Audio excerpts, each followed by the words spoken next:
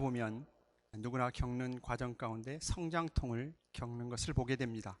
물론 여러분이 아이였을 때 역시 자라나면서 성장통을 겪었으리라고 생각이 되어집니다.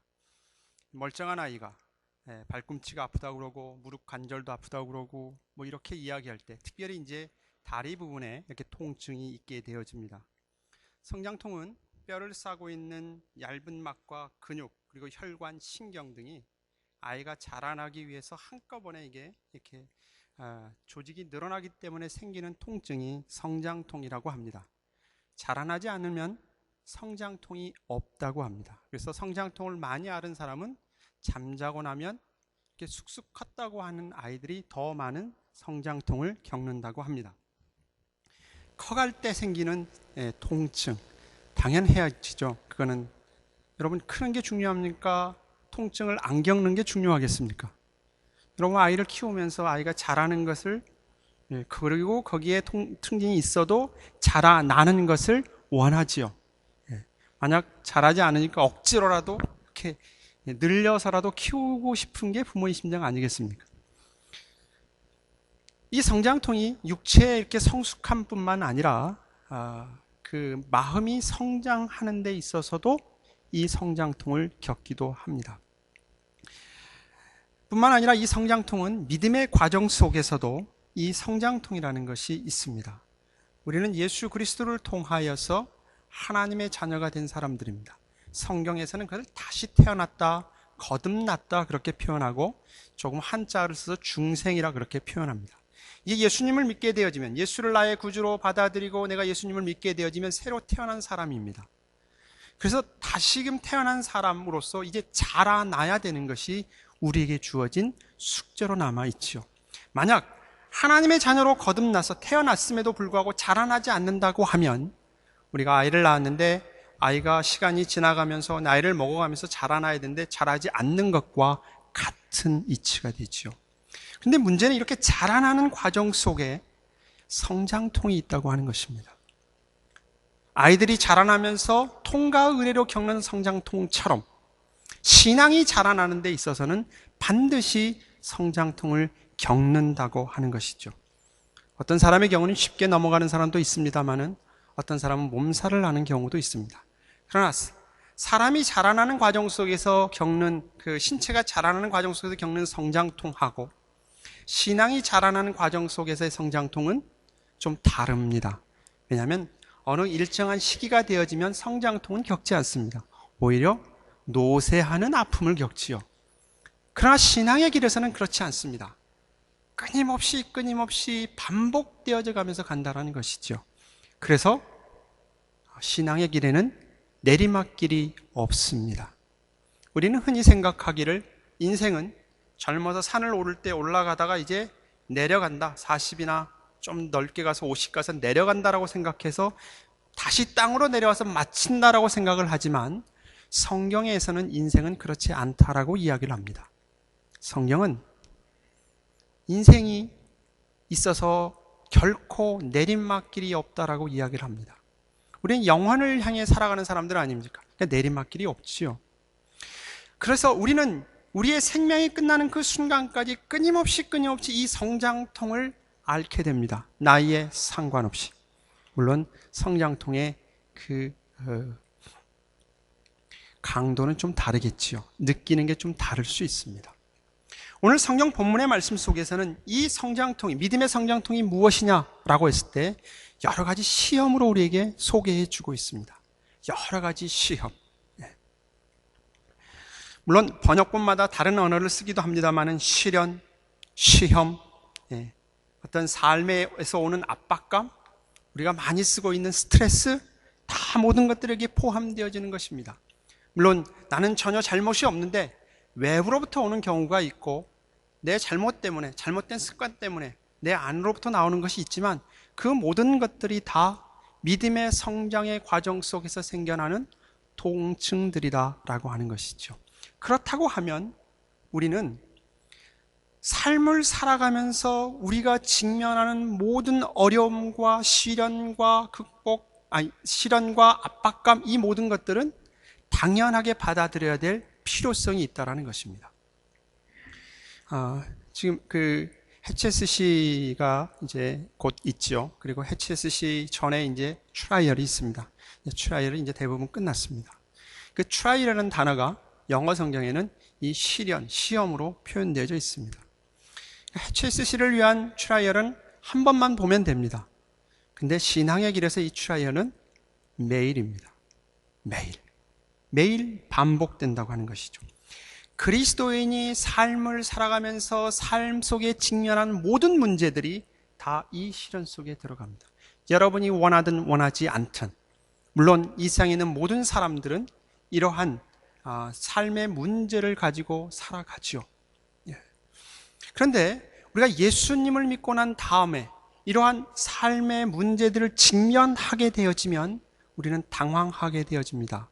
왜냐하면 하나님이 나의 아버지고 그분은 이 세상을 창조하신 분이고 내 삶을 하나님께서 지키시고 돌보신다고 했는데 왜 내 앞에 이러한 일들이 있는가?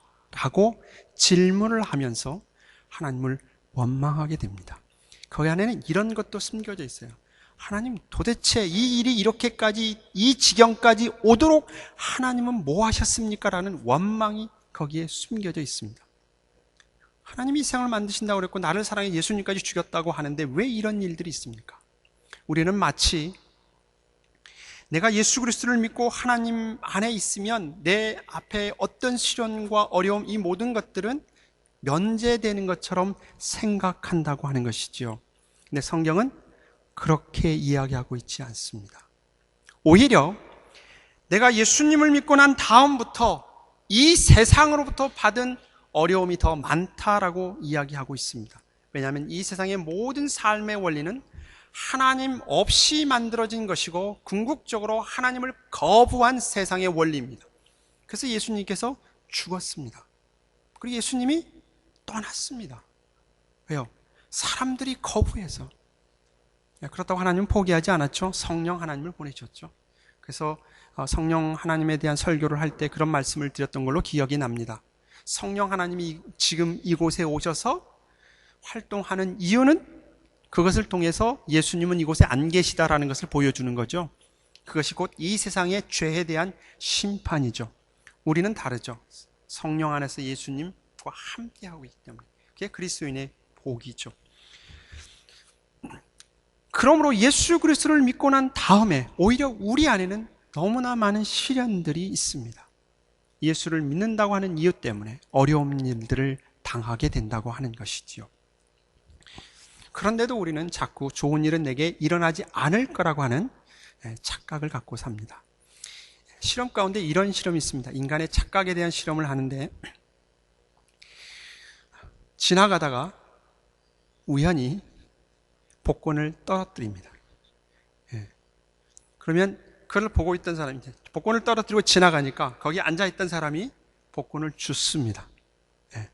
그런데 그 옆에 다른 사람이 이제 기다리고 있던 사람이 가가지고 그 복권을 파라고 합니다.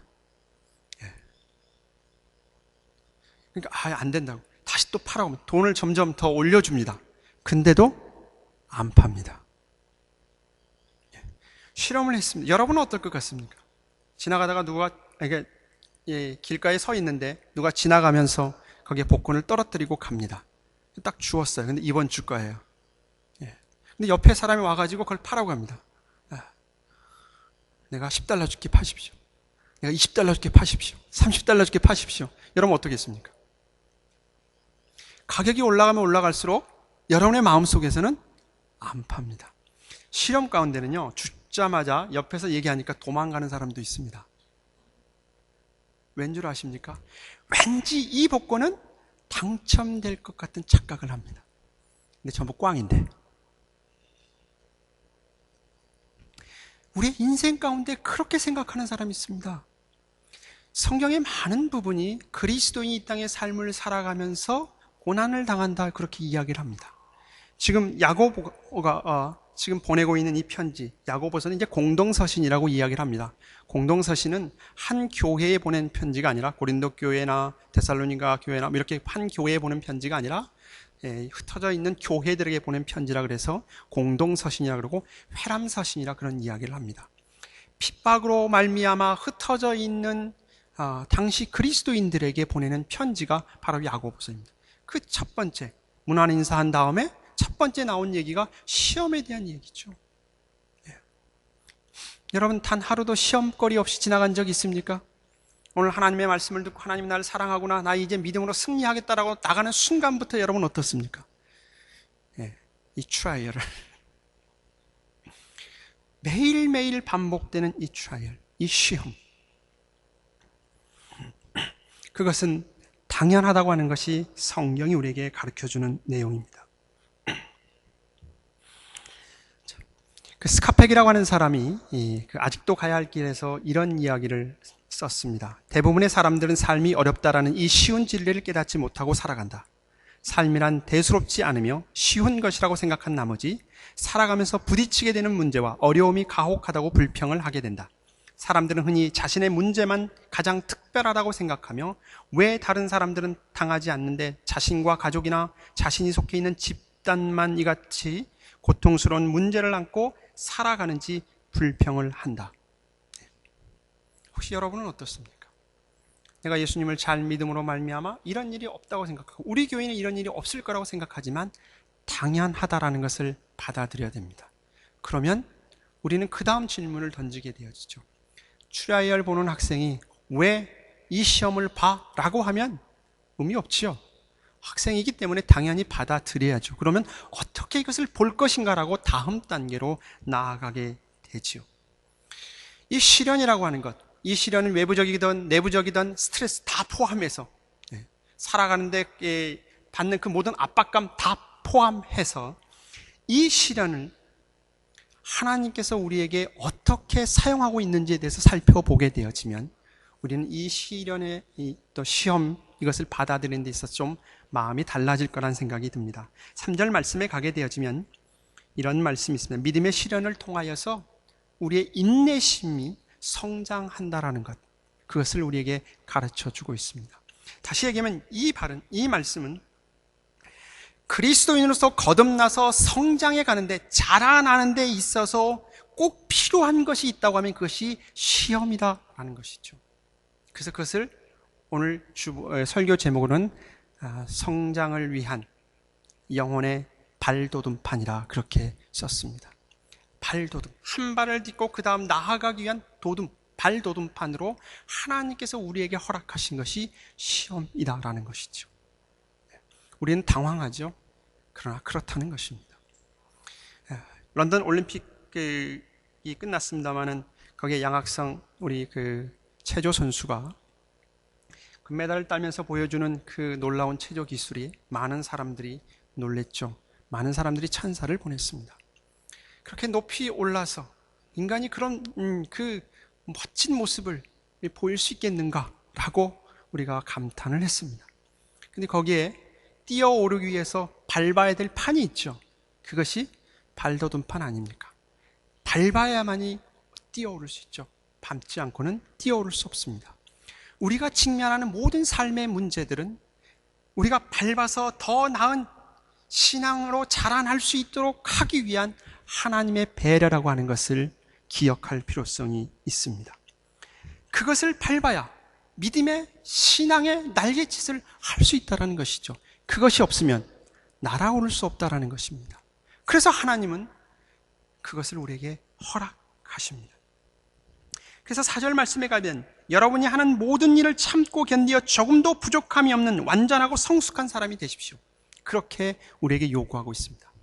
그런 발판을 삼아 한 걸음 나아가고 또 발판을 삼아 한 걸음 나아가고, 그런 삶의 모습을 통해서 우리의 신앙이 자라나서 견고해져서 어떠한 외부적으로 오는 시험과 어려움이 있다 할지라도 넉넉히 이겨내는 하나님의 사람으로 자라나도록 하기 위해서 여러 가지 시험거리들이 우리 앞에 있다고 하는 사실입니다. 그래서 여러분 스트레스가 있거들랑 감사하십시오. 왜요? 여러분은 그 시험을 치를 자격이 있기 때문에 그렇습니다. 시험이 없으면 자격이 없다는 거죠. 예. 여러분 학생도 아닌데 시험 치르겠습니까? 아니잖아요. 하나님의 사람으로 한 걸음 더 나아가기 위해서 하나님께서 우리에게 그 시험거리를 줬다는 것이죠. 시험의 강도가 세면 셀수록 여러분의 신앙이 남보다 나았다고 여기십시오. 그리고 어깨를 펴시고 기꺼이 그 시험의 길을 발판 삼아서 한 걸음 나아가시기를 바랍니다. 아이가 자라는 데 있어서 그냥 치면 축축 크면 의미 없어요. 그죠? 예, 건강하게 자라는 게 중요하지 않겠습니까? 건강하고 튼튼하게 자라야죠. 우리의 신앙이 그 발돋움해 가는 데 있어서 건강하고 튼튼한 신앙을 가져야 되죠.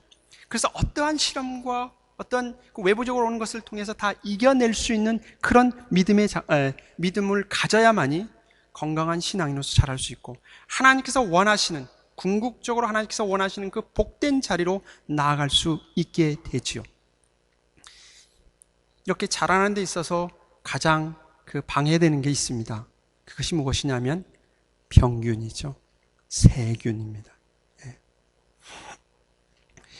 이 세상에는 많은 병균들이 있죠. 그것을 통해서 자라나는 데 있어서 우리를 실족하게 만듭니다. 대표적인 게 장염도 있을 수 있죠. 먹는 음식에도 그런 균이 들어가 있을 수 있습니다. 특별히 오늘날 그 연구진에 의하면 하루에 한 사람에게 있어서 한 300개에서 400개 정도의 암세포가 자동적으로 생성이 된답니다. 우리 안에 나쁜 암세포가 생겨난다고 합니다. 그럼에도 불구하고 우리가 다 이렇게 암에 걸리지 않는 이유는 우리가 그것을 이겨내는 면역세포가 있기 때문에 그렇습니다. 그러니까 신앙이 자라가는 데 있어서 면역력을 키워야 된다고 하는 것이지요. 그렇지 않으면 우리는 쉽게 유혹당하고 넘어질 수밖에 없다고 하는 사실입니다. 그렇다고 아이에게 면역력을 키운다고 해서 그 세균들을 다 잡을 수는 없지 않겠습니까? 너무 많아서. 세균을 다 잡을 수 없잖아요. 밖에 나가서 손을 씻는 것 이런 것도 많이 합니다만은, 그러나 중요한 것은 안에 면역력이 강한 세포를 가지고 있으면 외부적으로 어떠한 나쁜 병균이 있다 할지라도 이겨낼 수 있다고 하는 것이죠. 이런 실험을 했습니다. 사람에게 있어서 면역력을 증가시키는 것, 물론 음식도 있고 약도 있고 여러 가지도 있는데 돈 안 들이고 하는 것이 있답니다. 그게 뭐냐면 웃음이랍니다. 웃음. 웃으면 우리 몸 안에 나쁜 세포를 잡아먹는, 암세포를 죽이는 T임파구라든지 감마인터페론, 그 NK세포, 이런 세포들이 생성이 되어진답니다. 그래서 언젠가 그런 소개를 했었는데요. 교회 안에서 성가대원들이 훨씬 NK세포가 많답니다. 성가대에서 아멘 할 줄 알았더니 별로. 하나님을 찬양하는 데 있어서 어떻게 했습니까? 찡그리면서 할 수 없잖아요. 그죠? 웃으면서 찬양할 수밖에 없잖아요. 비록 그것이 거짓이라도. 근데요, 실험 가운데 재밌는 실험이 뭐냐면, 내가 거짓말로 웃으면 내 안에 있는 스트레스는 어떻게 될까 조사를 해봤더니 거짓말로 웃어도 스트레스는 사라진답니다. 좀 웃으십시오. 다이어트와 이 웃음과의 관계를 연구했더니 한 번 크게 웃으면 잇몸 일으키기 25번 하는 효과가 있다고 합니다. 15초 박장대소하고 웃으면 100m를 전력 질주하는 것과 같답니다. 한 번 웃으면 우리 몸 안에 있는 근육이 한 650개 있는데 그 중에 한 231개가 움직인답니다. 많이 웃어도 다이어트 됩니다. 이 얘기를 우리 아들한테 했더니 배를 딱 들어 보이면서 내가 이렇게 복부 근육이 생긴 이유 중에 하나는 웃어서 그렇다는 거죠. 왜냐면 이 재밌는 프로그램을 보고 자꾸 웃어서 제가 막 인상을 많이 썼거든요. 잘 시간에 혼자 웃고 있어서 옆에 잠 깬다고. 근데 이유가 있더라는 얘기죠. 거짓말로 웃어도 그러는데 진짜 웃으면 어떻겠습니까? 그래서 요즘은 웃음 치료가 많이 있다고 합니다. 웃음 치료가. 여러분 웃으십시오. 많이 웃으십시오.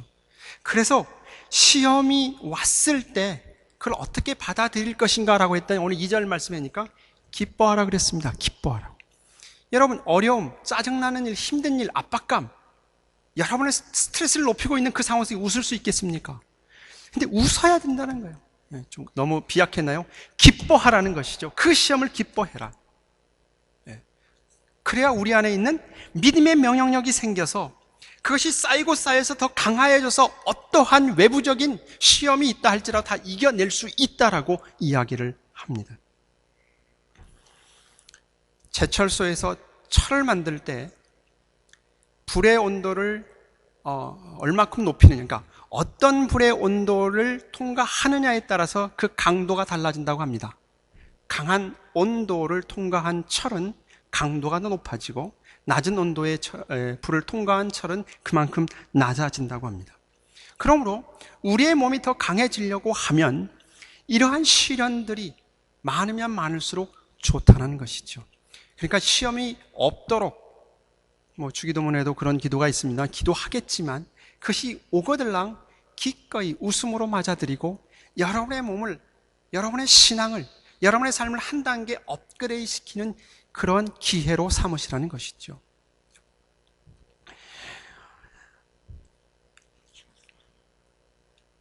성경에 시련이 있으면 웃으라, 기뻐해라 하고 설명을 했는데 이게 쉽지 않습니다. 어렵죠. 그래서 성경에는 하나 더 가르쳐주는 내용이 있습니다. 뭘 가르쳐주고 있냐 하면 우리가 하나님 시험이 왔을 때 웃을 수 있는 이유는 무슨 이유 때문인가? 왜 우리는 시험이 왔을 때 웃어야 되는가라는 것이죠. 내가 직면하고 있는 이 삶의 환경과 하나님과의 어떤 관계 속에 있는가를 알 때에 비로소 우리는 웃을 수 있다고 하는 사실입니다. 그래서 하이델베르그 요리문답에 가게 되어지면 27문에 하나님의 섭리란 무슨 뜻인가? 라고 하는 그런 질문에 이런 답을 하고 있습니다. 섭리란 어디에나 있는 하나님의 전능하신 능력인데 그는 이를 통하여 마침 그의 손으로 붙잡으듯이 하늘과 땅과 모든 피조물들을 지탱하시고 식물과 풀들, 비와 가뭄, 풍작과 흉작, 먹을 것과 마실 것, 건강과 질병, 부와 가난, 양식과 음료, 이 모든 것들이 우연이 아니라 하나님의 아버지다운 손길로 임하도록 그렇게 그것들을 다스리는 것이 섭니다. 그렇게 표현했습니다. 한마디로 얘기하면 우리 앞에 있는 모든 일들은 내가 나쁘다고 생각하는 그것까지도 하나님의 아버지다운 섭리의 손길이다 그렇게 설명해 주고 있습니다.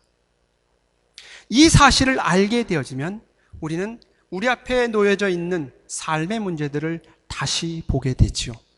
그렇지 않으면 우리는 쉽게 넘어질 수밖에 없지요. 하나님이 어떤 분이신 줄을 알아야 됩니다. 그래서 그 하나님께 삶의 지혜를 구하라 요구하고 있지요. 우리가 직면해 있는 삶의 문제 가운데서 이거는 하나님이 내게 주신 거야, 내가 알아. 그러면서도 그것을 감당할 수 있는, 치고 나갈 수 있는 힘이 없을 때 하나님 앞에 기도하는 겁니다. 그래서 그 다음에 나온 얘기가 뭡니까? 기도해라. 지혜를 구해라. 삶의 지혜를 구해라. 그 상황 속에서 네가 어떻게 그것을 이겨나가야 될지 하나님께 지혜를 구하라. 그렇게 요구하고 있죠. 하나님께 기도하면 그 하나님은 아버지 되신 하나님, 후해 주시는 하나님, 그래서 모든 것들을 다 주시는 아버지로서 우리에게 설명하고 있습니다. 우리는 예수 그리스도 안에서 거듭나서 지금 목적을 향해서 나아가는 사람들입니다. 우리가 서 있는 이 자리가 목적지가 아닙니다. 우리는 성숙계로의 초대를 받은 사람이고 그리스도의 거룩한 분량에 이르기까지 끊임없이 성장해 가야 될 사람들입니다. 그 일을 하나님께서 하십니다. 그 일을 위해서 우리 앞에 놓여져 있는 삶의 여러한 정황들을 사용하셔서 그렇게 이끌어 가신다라는 것이 오늘 야고보 선생이 우리에게 가르쳐주는 하나님의 말씀입니다. 여러분, 이 부분 다 벗어나고 싶을 때가 많이 있지 않습니까? 제일 가까운 사람이 내게 시험거리가 될 때 여러분은 어떻습니까? 화가 더 나지요. 그럼에도 불구하고 시험은 가장 가까운 데서부터 시작되어집니다.